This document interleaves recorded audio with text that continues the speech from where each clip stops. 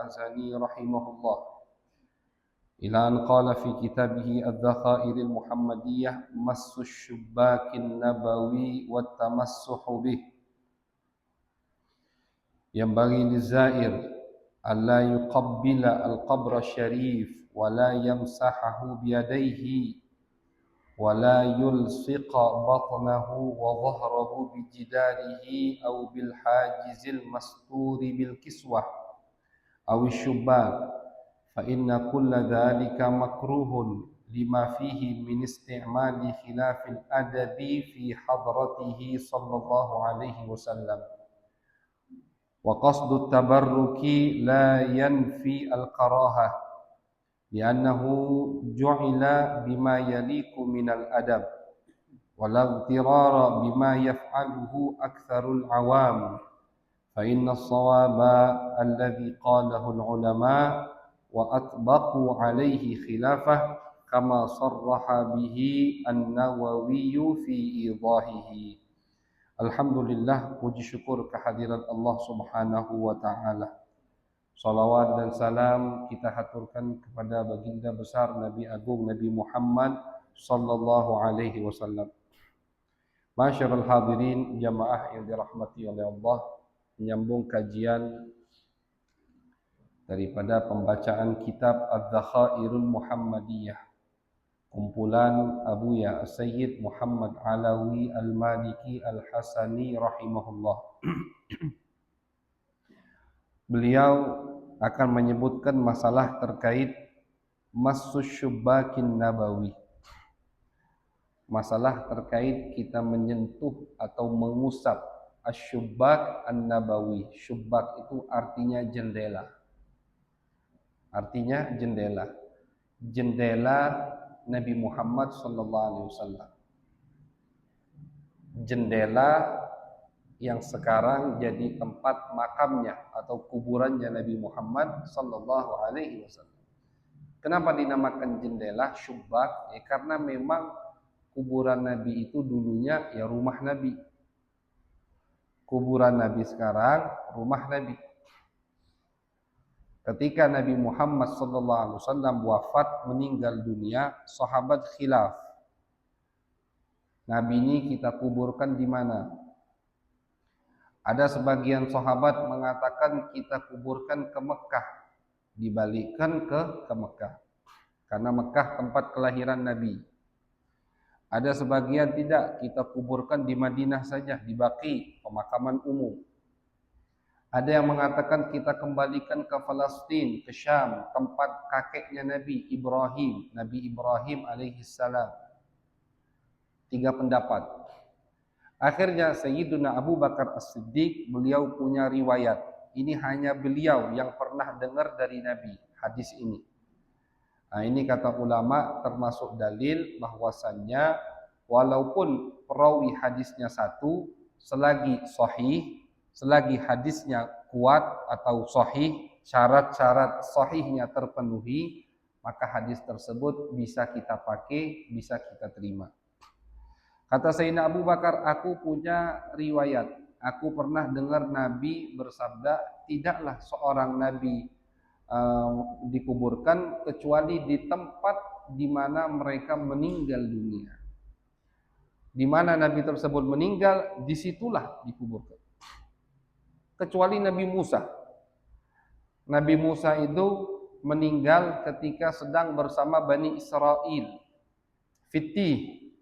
Bani Israel itu Pak pernah diazab sama Allah 40 tahun tidak bisa keluar dari lingkaran yang Allah lingkarkan. Jadi kayak nyasar, tapi nyasarnya selama 40 tahun. Azab dari Allah untuk mereka. Mereka udah ingat-ingat jalan keluar kita di sini. Sampai ke situ, balik lagi ke ke start pertamanya, ke pintunya istilahnya. Ke pintu utamanya, diingat lagi jalannya, perasaan ke sini, jalan untuk keluar 40 tahun. Allah azab mereka. Nah, bersama mereka Nabi Musa alaihi salam. Nabi Musa wafat di situ. Nabi Musa minta sama Allah, ya Allah, tolong ketika aku wafat, kuburkan aku di Palestina. karena ini dekat dengan Palestina, tempat pemakaman para anbiya.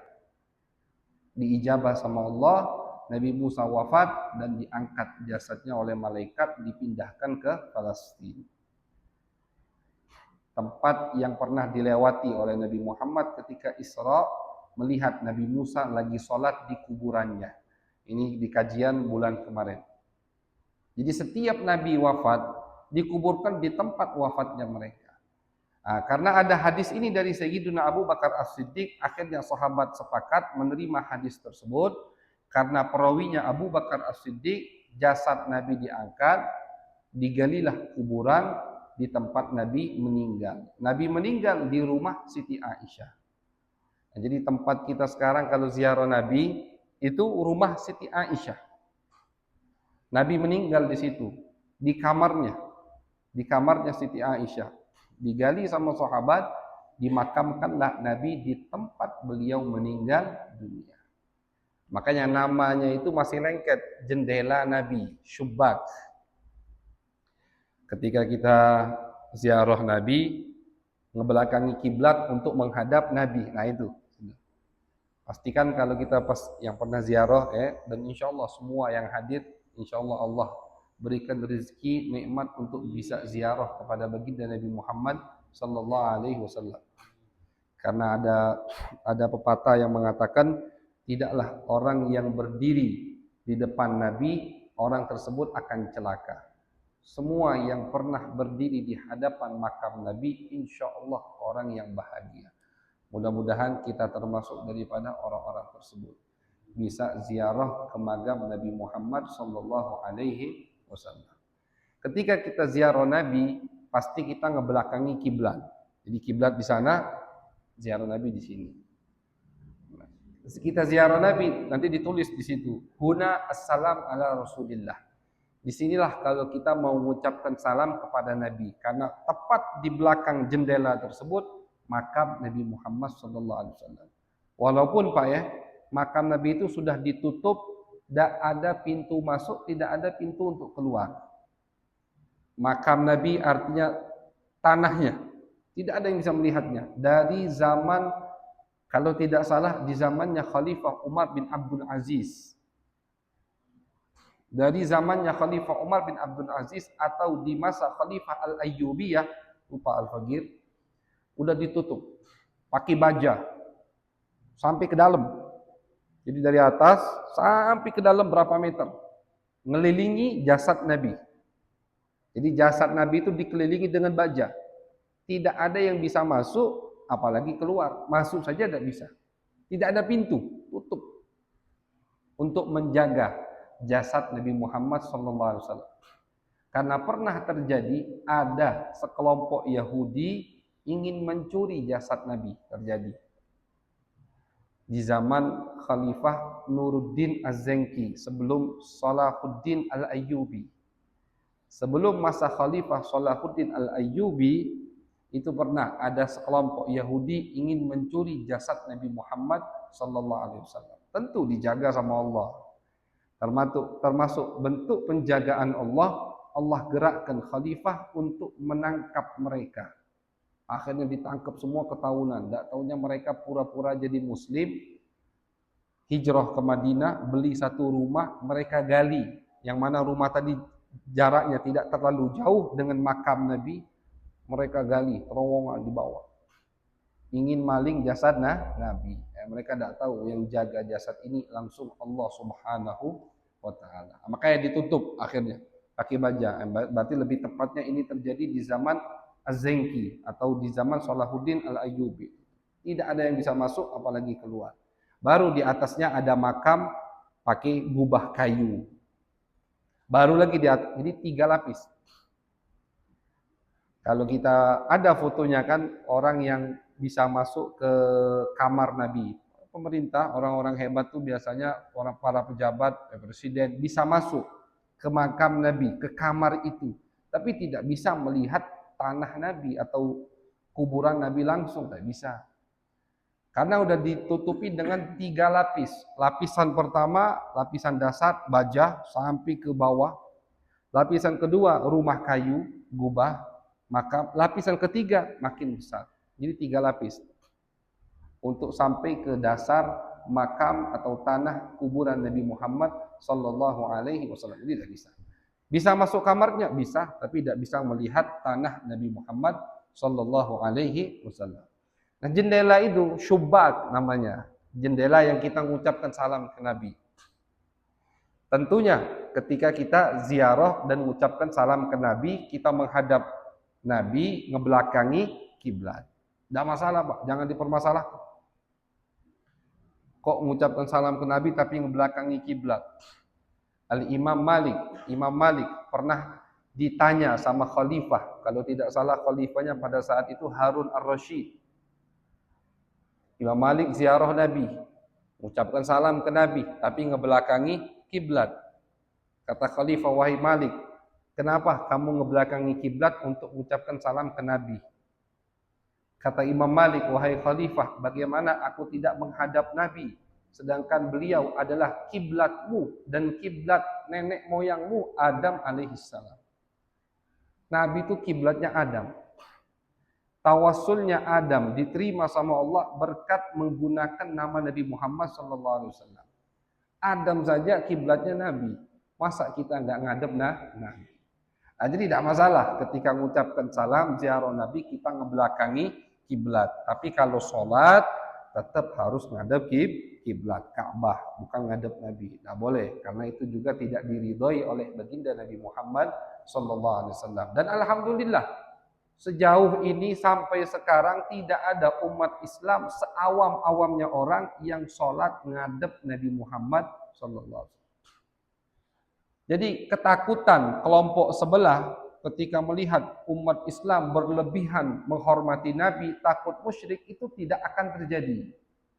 Tidak ada dari umat Islam yang sholatnya ngadep Nabi, tidak ada. Seawam-awamnya orang kalau sholat tetap ngadep kiblat.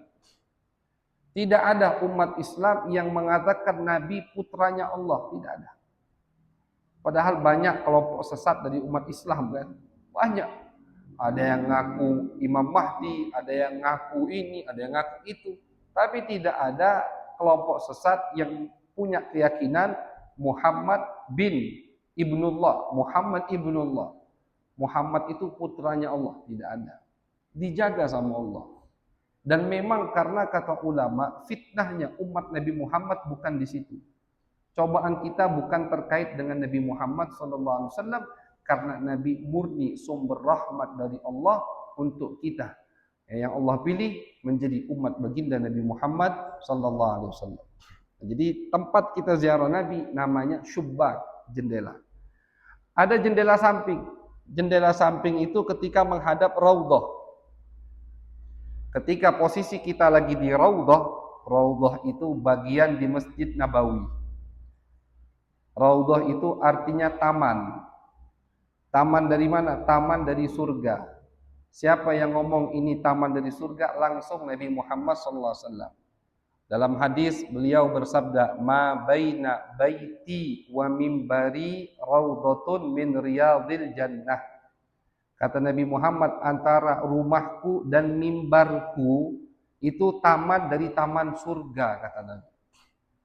Rumah Nabi itu, Pak, kalau kita ngadep kiblat sebelah kiri, itu rumah Nabi. Misalkan sebelah kiri sana rumah Nabi. Ini mimbarnya Nabi. Mimbar untuk beliau khutbah. Nah, antara mimbar ke rumah Nabi, kata Nabi Muhammad, taman dari taman surga. Raudhatun min riyadil jannah. Makanya dipanggil dengan nama raudhah sampai sekarang. Tempat yang paling ramai, orang semua ingin di situ ya, karena taman dari taman surga. Yang di situ insya Allah jadi penghuni surga. Tepat di ujung atau dari rumah Nabi ada jendela. Jadi umpama ini mimbar Nabi, dinding itu rumah Nabi. Walaupun jaraknya kayaknya tidak selebar ini ya, agak kesana sedikit. Taman dari taman surga. Ada jendela di situ, syubbat, ada jendela. Jendela ini digunakan sama Nabi untuk melihat sahabat kalau sholat. Udah rame belum? Nah, Nabi keluar dari situ, samping jendela ada pintu. Langsung pintu keluar ke masjid. Jadi rumah beliau itu pasti punya 2 pintu. Rumah Nabi itu kan nyambung. Rumah istri-istri Nabi itu dempet semua, ngelilingi masjid. Ada pintu ke dalam masjid, ada pintu untuk langsung ke jalan luar. Rumah Nabi juga begitu. Samping jendela yang menghadap ke Raudhah ada pintu. Jadi Nabi sebelum sholat lihat dulu. Sahabat udah rame, Nabi keluar. Belum rame, ditunggu lagi sama Nabi Muhammad SAW. Makanya dalam hadis pernah Nabi nyampaikan, jangan kalian berdiri sampai ngelihat aku sudah berdiri di hadapan kalian. Karena sunnah Nabi itu ketika qomat, makanya Pak, ini sunnah termasuk sunnah yang jarang kita lakukan. Kapan kita berdiri untuk sholat ketika qomat? Pendapat ulama mengikuti hadis Nabi Muhammad SAW terbagi menjadi dua. Ada yang mengatakan ketika al-muadzin yang azan qomat ketika mengucapkan kalimat qad qamatis shalah. Di situ baru kita sunnah untuk berdiri. Bukan dari awal qomat. Sunnahnya, ini sunnahnya Pak, bukan wajib atau sholat kita ada sunnahnya. Ketika ketika yang qomat mengucapkan kalimat qad qamatis shalah, di situ kita sunnah untuk berdiri salat. Atau pendapat kedua, ketika selesai qomat. Ketika selesai qomat, kita sunnah untuk berdiri. Imam, kapan dia harus sudah berada di posisi depan? Qomat selesai, dia sudah harus di depan. Sunnahnya. Jadi kapan kita berdiri? Imam sudah di depan, baru kita berdiri. Itu sunnah Nabi Muhammad SAW. Kayak Nabi sampaikan dalam hadis, la taqumu hatta tarawni. Kata Nabi Muhammad, kalau muazin qomat, jangan diri dulu kata Nabi, sampai kalian melihat aku keluar dari rumah, baru sahabat berdiri. Kapan Nabi keluar dari rumah? Terkadang di qad qamatis shalah, kadang qomat udah selesai, baru Nabi keluar dari rumah. Ketika Nabi keluar dari rumah, baru sahabat sunnah untuk berdiri. Ini termasuk sunnah yang sering kita lupakan. Termasuk kenapa kita bisa atau banyak melupakan sunnah ini? Terkadang barisan sholat itu tidak penuh kecuali imam sudah takbir. Beda Pak sama sahabat dulu. Ini juga termasuk PR kita di masjid. Apalagi sholat Jumat. Wallahu a'lam kalau di masjid kita ini. Kalau kami di Palembang sering dapati masjid begitu. Kadang imam sudah mulai baca surat Al-Fatihah, makmum masih belum selesai ngatur barisan. Kita baru mau takbir, tidak tahu di depan kosong lagi, maju.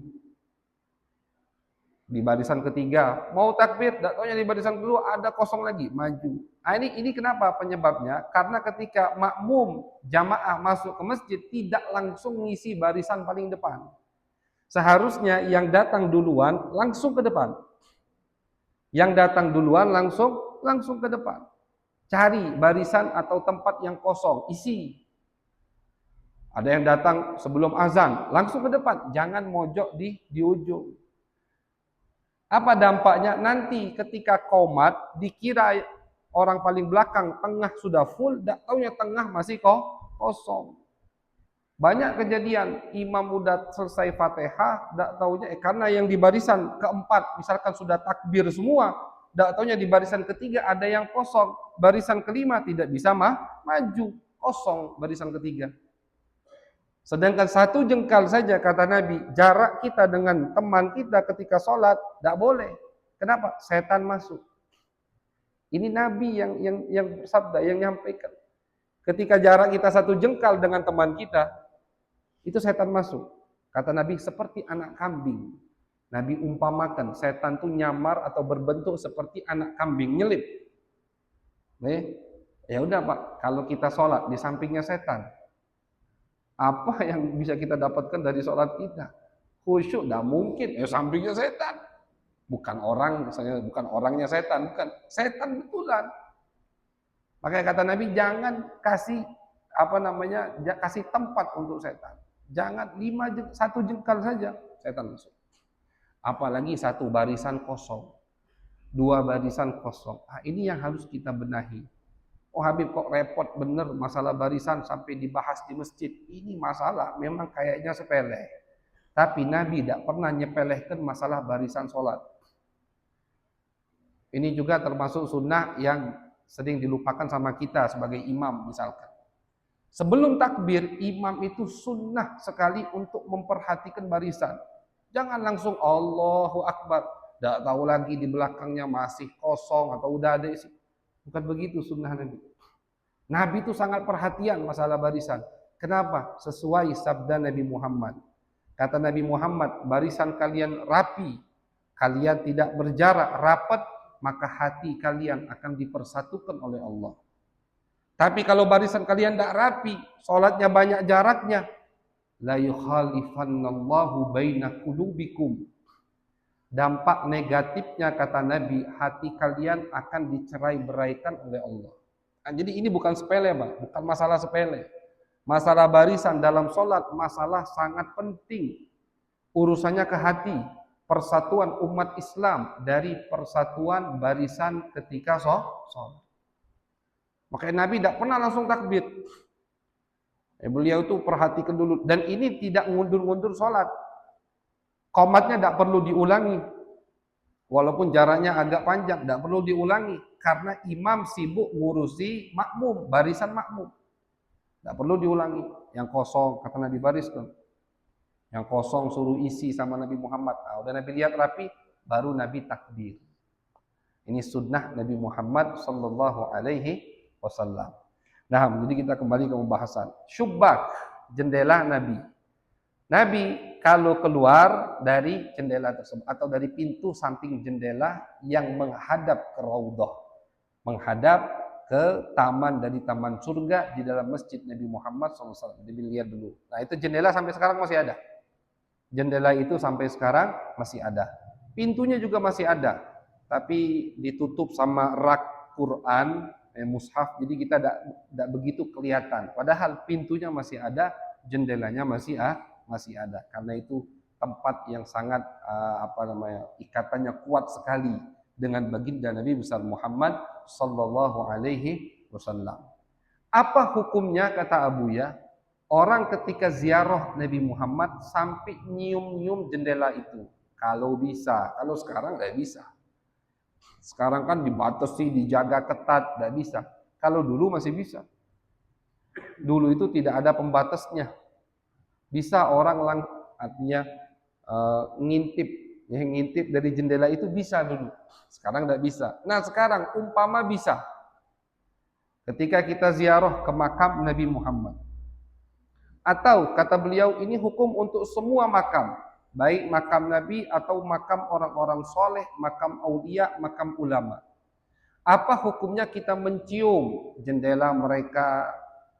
Jadi jendela Nabi kita cium-cium, kita peluk. Atau kita mencium makam wali. Batu nisannya kita cium. Batu nisan kita cium, takbil, cium. Atau mas itu kita sentuh, besok kita cium. Bedanya mas sama takbil, kalau takbil kita cium dengan mulut kita, itu takbil. Kalau mas kita sentuh, habis itu tangan kita cium. Ini apa hukumnya? Kata beliau hukumnya makruh, tidak dianjurkan. Makam siapapun tidak dianjurkan sampai dicium-cium. Ini pendapat ulama Ahlus Sunnah wal Jamaah. Kata beliau sebagaimana jadi kata beliau ulama mengatakan bayangkan ketika mereka masih hidup. Ketika Nabi masih hidup, bagaimana adab kita di hadapan Nabi Muhammad, begitulah adab kita ketika Nabi sudah wafat. Ketika fulan, ada orang wali terkenal, alim, guru kita masih hidup, bagaimana ketika kita datang di hadapannya? Adab, jaga jarak, tidak mengangkat kepala. Nah, begitulah ketika mereka sudah wafat seharusnya adab kita.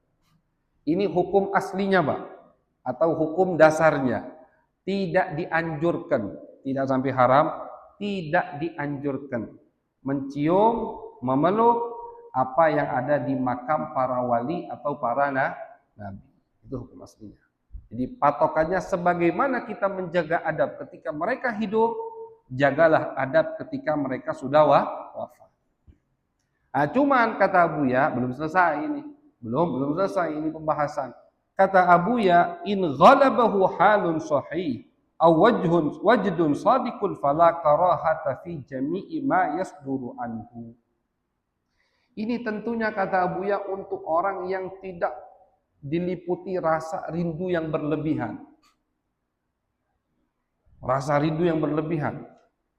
Kalau orang ziarah ke makam Nabi, kemudian nangis di depan makam Nabi Muhammad SAW. Saking rindunya kepada Nabi, dia peluk-peluk semua yang ada di masjid Nabi. Jangankan jendela Nabi, tiang Nabi dia peluk, mimbar Nabi dia peluk, dia cium. Kan di masjid Nabi itu kan semua berkaitan dengan Nabi, Pak. Tiang-tiang di masjid Nabi, tentunya ini masjid yang lama ya, yang ada raudhahnya tadi. Bukan semua masjid, tidak. Masjid yang di zaman Nabi. Kalau istilahnya sekarang dipanggil dengan masjid qadim, masjid lama, masjid qadim. Itu masjid di zaman Nabi Muhammad SAW. Semua tiangnya ada sejarah itu. Ustuanah bahasanya. Ada tiang yang di situ Nabi kalau i'tikaf tidurnya di situ. Ada tiang yang di situ sahabat pernah mengikat dirinya sampai menerima taubatnya dari Allah. Ada satu sahabat buat kesalahan, akhirnya dia ikat dirinya sampai Allah menerima taubatnya. Dicatat sebagai ustuwanah at-taubah, tiang taubat. Ada tiang Nabi duduk di situ. Ada tempat ashabus suffah, sahabat Nabi yang tidak punya rumah tinggal di masjid. Ada tempat sholat Nabi. Ada mihrab atau musalla tahajud. Ada tempat yang di situ Nabi kalau tahajud sholatnya di situ. Agak ke belakang sedikit. Tempat tahajudnya Nabi Muhammad sholat malam di situ. Jadi ada tempat Nabi mimbar Nabi, mihrab Nabi. Semua yang ada di Masjid Nabawi, Masjid Nabi itu kan berkaitan dengan Nabi Muhammad. Nah kata beliau, kalau misalkan ada orang yang lama sudah kepingin untuk ziarah Masjid Nabi Muhammad SAW. Ketika masuk Masjid Nabi, dia tidak bisa membendung kerinduannya. Rindu dengan Masjid Nabi, rindu dengan Nabi Muhammad. Sehingga kata mereka ulama, orang tadi mencium semua yang ada di Masjid Nabi.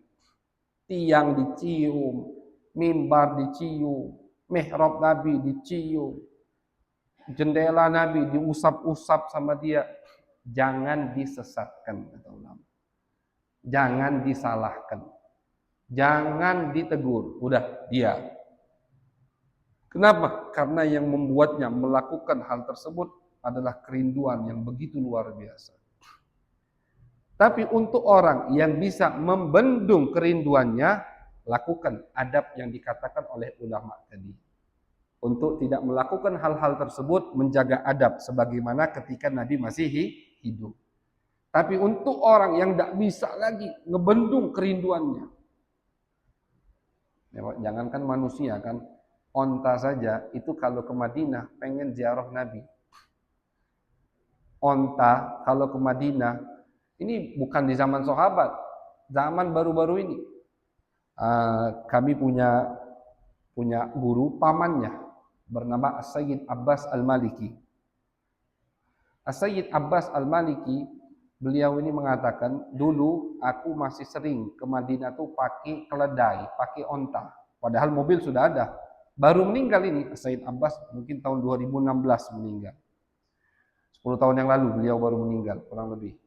Beliau di masa mudanya, masih muda, kata beliau sering ke Madinah dari Mekah, naik onta, naik keledai.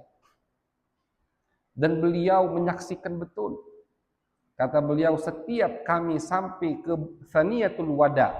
Thaniyatul Wada itu jadi sebelum masuk kota Madinah, pasti ada daratan tinggi. Sehingga ketika sampai di daratan tinggi tersebut, kota Madinah kelihatan semua. Termasuklah makam Nabi Muhammad SAW. Kata beliau, setiap kami sampai di Thaniyatul Wada, ya, keledai, onta, apapun yang kami tunggangi ini, itu tidak bisa ditahan lagi sudah. Pasti tujuan pertamanya makam Nabi Muhammad SAW. Tentunya di zaman beliau, keledai onta masih bisa masuk sampai depan gubah hijau, tidak masuk masjid, di pelataran masjid, di hadapan gubah hijau. Tidak bisa diarahkan lagi udah, lepas kendali. Mereka datang sampai di hadapan gubah hijau, di hadapan Nabi, nundukkan kepala, kayak mengucapkan salam. Sebagian ada yang neteskan air.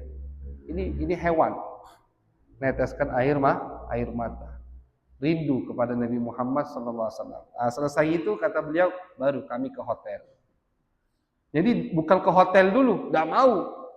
Kendaraannya dibawa ke hotel dulu, keledai atau ontanya. Maunya ziarah Nabi dulu. Jadi siapa yang tidak kepingin ziarah Nabi Muhammad? Makanya orang yang menyesatkan atau yang menyalahkan ketika kita kepingin ziarah Nabi, itu pertama berarti hatinya tidak ada cinta kepada Nabi Muhammad. Oh, tidak boleh kalian niat mau ziarah Nabi. Tidak boleh ziarah Nabi, niat mau ke masjid Nabi, bukan ziarah Nabi. Kan itu dipermasalahkan oleh kelompok sebelah. Tidak boleh niat la tusyaddur rihal. Dalilnya pasti hadis ini. Tidak boleh kalian itu niat bepergian kecuali ke 3 masjid. Nabi ngomong 3 masjid, bukan 3 makam, bukan ke makamnya, tapi ke masjidnya. Jadi dipermasalahkan. Ketika kita kepingin ziarah Nabi Muhammad, dipermasalahkan sama mereka. Orang yang seperti ini, pertama itu bisa kita yakini berarti hatinya tidak ada cinta kepada Nabi. Orang yang bergejolak cintanya kepada Nabi Muhammad, pasti tujuan utamanya adalah ziarah Nabi Muhammad. Bahkan ulama mengatakan termasuk rukun, bukan rukun sah atau tidak sah, rukun orang cinta kepada Nabi, setiap haji atau umroh harus ziarah makam Nabi.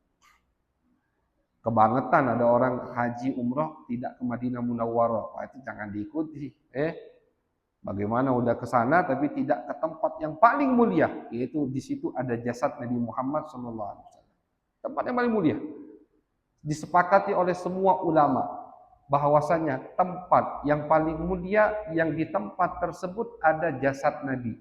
Lebih mulia dari Ka'bah, bahkan lebih mulia dari Arsy yang ada di atas sana. Tempat yang paling mulia ini di bumi. Apa? Tempat yang menampung jasad mulia Nabi Muhammad SAW. Bagaimana kita tidak kepingin bisa berdiri walau sesaat di tempat tersebut? Ketika sudah sampai di masjid Nabi, melihat situasi yang berbeda, terkenang. Kita yang sudah kita pelajari, Nabi di masjid, Nabi sholat, Nabi begini, Nabi begitu. Kemudian akhirnya lepas kendali orang tersebut. Sehingga dia cium tiangnya, dia cium mihrabnya, dia cium semuanya. Bahkan lantainya dia cium. Kata ulama, jangan disesatkan, jangan ditegur, biarkan. Kenapa? Karena yang menjadikannya melakukan semua itu dorongan rindu yang begitu luar biasa kepada baginda Nabi besar Muhammad sallallahu alaihi wasallam. Dan ulama kalau ngomong pasti ada dalilnya. Apa dalilnya? Disebutkan sama Abuya. Pertama kali kata beliau diriwayatkan dari sahabat Bilal. Bilal muazzin Nabi. Bilal ini Pak ketika Nabi wafat tidak pernah azan lagi. Tidak sanggup. Ketika dia maksa untuk azan, Allahu Akbar masih bisa. Asyhadu Allah masih bisa. Wa asyhadu anna tidak sanggup melanjutkan. Tidak pernah sanggup bila melanjutkan azan setelah wafatnya Nabi Muhammad SAW. Akhirnya beliau ketika lihat sahabat banyak yang jihad, beliau izin sama khalifah untuk pergi ke negeri Syam, jihad di sana. Diizinkan, pergi Bilal ke negeri Syam. Selama 1 tahun tidak pulang ke Madinah. Akhirnya dimimpikan oleh Nabi Muhammad. Kata Nabi Muhammad, ya Bilal, ma hadzal jafa. Wahai Bilal, kenapa cuek sekali sama aku? Tidak ziarah maksudnya, tidak pulang-pulang ke Madinah. Ayo pulang, ziarah. Ini diriwayatkan sama ulama, cerita ini, mimpi. Akhirnya Bilal bangun nangis langsung pergi ke Madinah.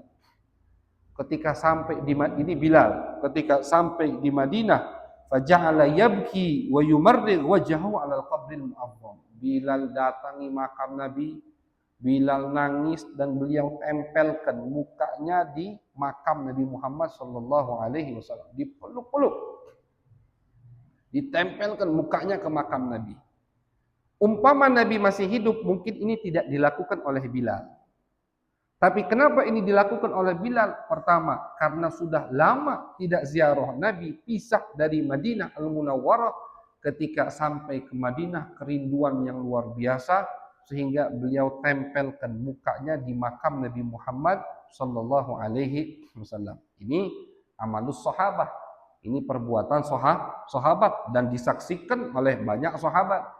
Kalau memang ini bid'ah atau memang ini salah, bahaya, bisa jadikan musyrik, pasti ditegur sama sahabat lain. Apalagi kan jarak mereka dengan penyembahan berhala belum terlalu jauh. Bilal ini beliau hidup sampai di zamannya Khalifah Sayyidina Umar bin Khattab. Artinya jarak dari beliau kejadian ini dengan penyembahan berhala mungkin 32 tahun, 35 tahun. Belum lama dengan penyembahan berhala. Jadi kalau memang ketakutan itu ada, mungkin terjadi, pasti sahabat orang yang paling takut itu terjadi. Oh Bilal, jangan lakukan itu. Jangan nempel-nempelkan muka di kuburan Nabi. Nanti kita kembali ke berhala lagi, takut jadikan Nabi berhala Tuhan. Tapi tidak ada sahabat yang komentar seperti itu. Kenapa, Pak? Karena udah dipastikan sama Nabi, yang namanya berhala tidak akan disembah lagi. Nabi yang memastikan sudah. Apalagi di Mekah, Madinah, tidak mungkin ada penyembahan berhala lagi. Dengan bukti, kita kasih bukti, makanya semua ada buktinya, ada dalilnya. Setelah Nabi wafat, banyak dari kabilah Jazirah Arab yang murtad. Murtadnya itu tidak ada yang kembali nyembah berhala. Tidak ada. Padahal mereka belum lama jaraknya, kemarin 1 tahun yang lalu, 2 tahun yang lalu, yang murtadnya yang baru-baru masuk Islam ya. 1 tahun yang lalu mereka masih nyembah berhala. Masuk Islam, Nabi wafat, murtad. Banyak kabilah-kabilah yang murtad. Murtadnya pun tidak nyembah berhala lagi. Karena mereka sadar betul sudah berhala ini batu. Kenapa kita sembah? Murtadnya ngikut Nabi palsu, Musailamah al-Kazzab, Tulaihah al-Anzi, ada perempuan ngaku Nabi. Murtadnya tidak mau zakat, mengatakan zakat tidak wajib, murtad. Murtadnya tidak mau sholat. Murtadnya menghalalkan yang haram, zina, khamar dihalalkan lagi. Murtadnya di situ. Tidak ada yang murtad setelah Nabi dengan nyembah berhala. Tidak ada. Nah ini dalil kata ulama bahwasanya ketakutan orang yang mencegah untuk kita menjunjung Nabi Muhammad, takutnya kita musyrik, itu dalil yang tidak akan terjadi. Ketakutan yang tidak bakal terjadi. Kalau ketakutan itu memang betul dan ada, pasti sahabat pertama kali yang takut itu akan terjadi. Sehingga ketika mereka melihat Bilal kayak sujud kan, nempelkan mukanya di kuburan Nabi, belum ditutup waktu itu, masih ada tanahnya. Tidak ada yang mengingkarinya. Bukan hanya Bilal, Abdullah bin Umar. Beliau setiap ziarah Nabi Muhammad SAW meletakkan tangan kanannya di makam Nabi. Dicium, ngambil berkah. Abu Ayyub al-Ansari setiap ziarah Nabi Muhammad meletakkan mukanya di makam Nabi Muhammad. Dicium Nabi Muhammad sallallahu alaihi wasallam. Siti Fatimah radhiyallahu taala anha, ketika Nabi habis dikubur, beliau ambil tanah yang mengubur jasad Nabi, beliau cium. Beliau puji, hebat sekali kamu tanah. Kamu mendapatkan sesuatu yang mulia, yaitu jasad Nabi Muhammad sallallahu alaihi wasallam. Ini terkait dengan Nabi Muhammad sallallahu alaihi wasallam. Selain kepada Nabi, beliau riwayatkan, Abuya riwayatkan bahwasannya Al-Imam As-Subki, terkenal Imam Subki rahimahullah, beliau beliau dan anaknya itu orang alim semua, hebat, terkenal di Mesir, keluarga As-Subki, termasuk imam orang alim terkenal di mazhab Imam Asy-Syafi'i, Al-Imam As-Subki.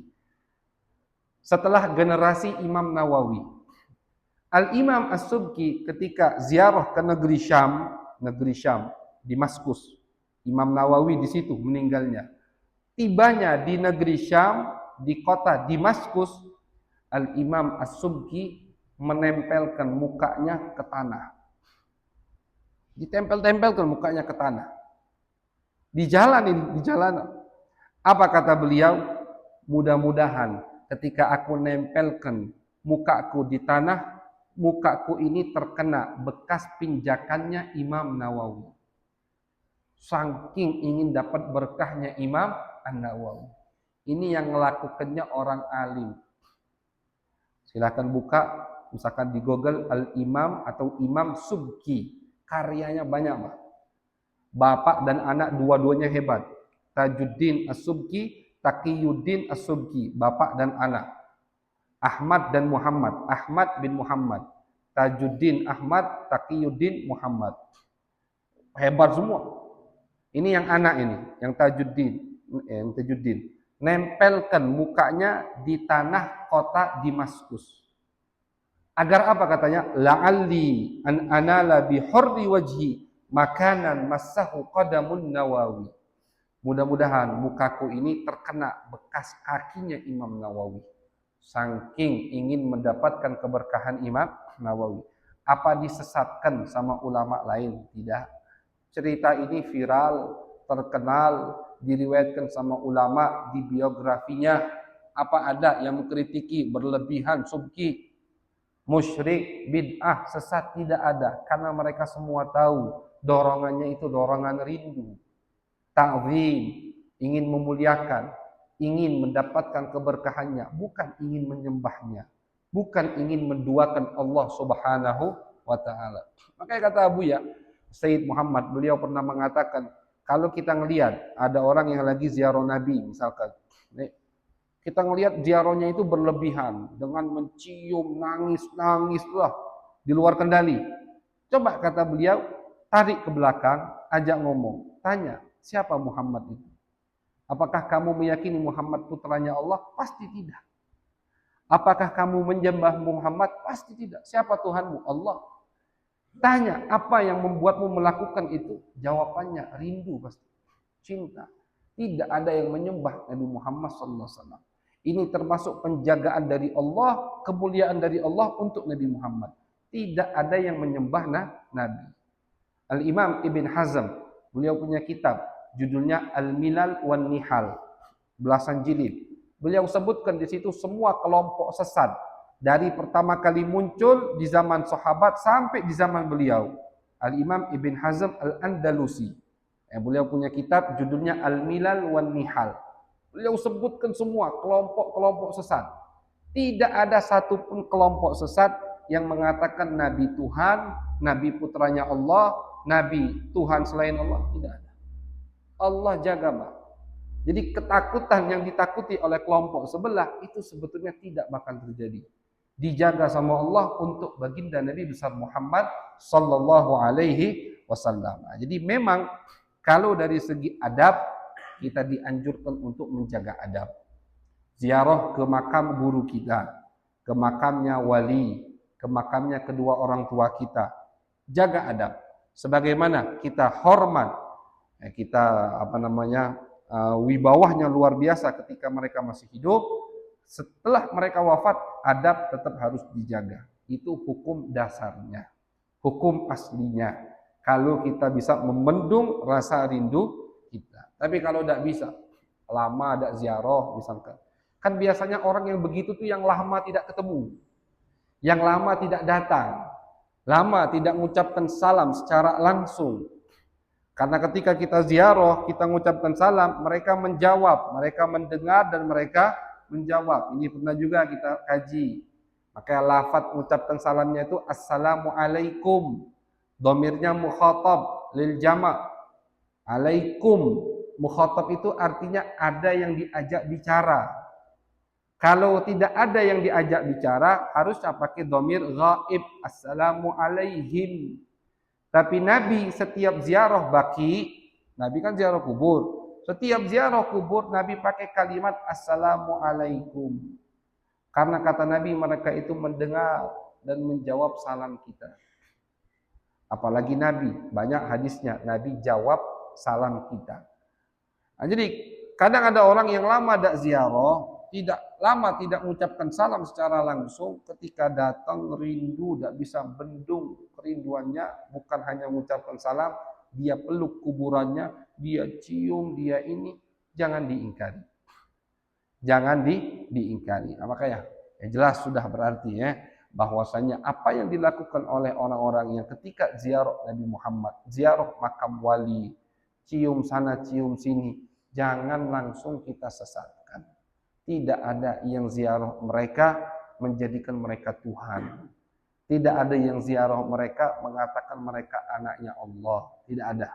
Ya Allah jaga Nabi Muhammad, Allah jaga para ulama pewaris Nabi Muhammad sallallahu alaihi wasallam. Tapi untuk kita, kalau bisa kita tahan, ditahan. Kalau bisa tahan, ditahan. Jangan sampai berlebihan. Tidak bisa ditahan, silahkan, karena ada juga dalilnya dari para ulama, dari para sahabat baginda Nabi Muhammad sallallahu alaihi wasallam. Mudah-mudahan kita bisa sampai ke makam Nabi Muhammad sallallahu alaihi wasallam. Bisa ziarah, mengucapkan salam di hadapan makam Nabi Muhammad sallallahu alaihi wasallam, sesuai pepatah yang mengatakan tidak ada yang berdiri di hadapan makam Nabi kecuali orang yang bahagia. Karena bisa mengucapkan salam langsung di hadapan baginda Nabi Muhammad sallallahu alaihi wasallam. Jadi tidak masalah, Pak. Kita ngomong mau ziarah Nabi, jangan segan-segan untuk mengucapkan kalimat tersebut. Kita mau berangkat umroh, haji, sekalian mau ziarah Nabi Muhammad sallallahu alaihi wasallam. Seperti yang dikatakan oleh Imam Malik tadi. Kenapa aku harus membelakangi Nabi? Sedangkan Adam saja kiblatnya Nabi Muhammad. Adam saja tawassulnya dengan Nabi Muhammad sallallahu alaihi wasallam. Jangankan nabinya, tanah yang menampung Nabi lebih mulia dari Ka'bah. Lebih mulia dari Ka'bah. Tanah, apalagi nabinya. Oh ini Ka'bah kiblat, ini Nabi. Makanya jangankan Nabi, seorang Muslim itu lebih mulia dari Ka'bah. Makanya dalam hadis Nabi pernah bersabda, kata Nabi Muhammad, lebih baik kalian menghancurkan Ka'bah satu persatu, batu Ka'bah kalian hancurkan, daripada kalian menzalimi, mengambil hak orang Muslim. Hadisnya sahih dari Nabi Muhammad. Ka'bah itu hanya tumpukan batu, mulia, harus kita hormati. Salat ngadepnya kemana? Harus ke Ka'bah, karena itu keinginan Nabi Muhammad. Makanya coba baca surat Al-Baqarah juz 2. Ketika Allah mengembalikan kiblat ke Ka'bah. Dalam sejarah disebutkan, Pak, ketika Nabi baru hijrah ke Madinah, diperintahkan sama Allah untuk menghadap Baitul Maqdis selama 16 bulan. Nabi itu ngadapnya Baitul Maqdis. Cuma Nabi kepingin balik ke Ka'bah lagi. Perhatikan ayatnya. Allah Subhanahu wa taala katakan, ini ayatnya, falanuwalliyannaka kiblatan tardaha fawalli wajhaka syatral masjidil haram. Ketika Allah memerintahkan untuk menghadap Ka'bah, apa kata Allah? Wahai Muhammad, kami akan perintahkan kamu untuk menghadap kiblat yang kamu sukai. Kiblatan tardaha. Baru setelah itu Allah katakan fawalli wajhaka syatral masjidil haram. Jadi umpama Nabi ingin kiblat kita selain Ka'bah diijabah sama Allah. Kami akan hadapkan kamu kiblat tardoha. Ini jadi susunan Al-Quran itu, Pak, ada maknanya semua. Kenapa kalimat ini duluan, baru kalimat ini? Nah, itu ada maknanya semua, ada takwilnya, ada tafsirnya, ada hikmahnya. Kenapa Allah dahulukan kalimat tersebut? Kami akan kembalikan kiblat yang kamu inginkan. Jadi kalau bukan itu yang diinginkan Nabi, maka kita tidak akan menghadap Ka'bah. Tergantung apa yang diinginkan oleh Nabi Muhammad sallallahu alaihi wasallam. Jadi kenapa? Apa masalahnya? Kita ngebelakangi Ka'bah dan kita menghadap Nabi Muhammad sallallahu alaihi wasallam. Toh Ka'bah jadi mulia berkat Nabi Muhammad. Kita menghadap Ka'bah karena itu yang diinginkan oleh Nabi Muhammad. Umpama Nabi pengen ngadep ke Bangka, umpama ini Pak, udah ada Bangka, Pulau Bangka, kiblatnya ngadep ke Bangka. Pokoknya apa yang diinginkan oleh Nabi. Itu lafaz ayatnya di dalam Al-Quran. Falanuwalliyannaka kiblatan tardoha. Tardoha artinya apa yang kamu inginkan. Kami akan berikan kiblat mana yang kamu inginkan. Kamu inginkan Ka'bah, baru Allah sebutkan fawalli wajhaka syatral masjidil haram. Karena Masjidil Haram yang diinginkan oleh Nabi Muhammad, Allah perintahkan kita untuk menghadap Masjidil Haram. Tapi kalau jadi kita ngadep Ka'bah itu sesuai keinginan baginda Nabi Muhammad sallallahu alaihi wasallam. Jadi dengan ayat-ayat seperti ini kita akan sadar betapa mulianya Nabi kita, Nabi besar Muhammad. Betapa agungnya sosok Nabi Muhammad. Sehingga semua selain Nabi tidak bisa dibandingkan dengan Nabi Muhammad sallallahu alaihi wasallam. Dan hanya orang-orang pilihan, hanya orang-orang yang Allah inginkan yang tahu keagungan Nabi Muhammad atau yang pengen tahu keagungan Nabi Muhammad. Tidak semua orang. Banyak orang yang tidak peduli dengan Nabi Muhammad. Banyak orang yang tidak ingin dengar hal-hal terkait sejarah baginda Nabi Muhammad. Banyak orang yang menganggap Nabi Muhammad itu basyar, cuman manusia, dapat wahyu, sudah stop di situ. Banyak. Tapi alhamdulillah, mudah-mudahan kita termasuk dari kelompok yang Allah inginkan kita untuk mengetahui lebih dalam Nabi Muhammad. Kita pengen dekat dengan Nabi Muhammad sallallahu alaihi wasallam dan mudah-mudahan kita termasuk kelompok yang mengagungkan Nabi Muhammad di dalam hati kita, di keseharian kita, dan kita mengamalkan semua yang dianjurkan, yang disunnahkan oleh Nabi Muhammad sallallahu alaihi wasallam. Amin ya rabbal alamin.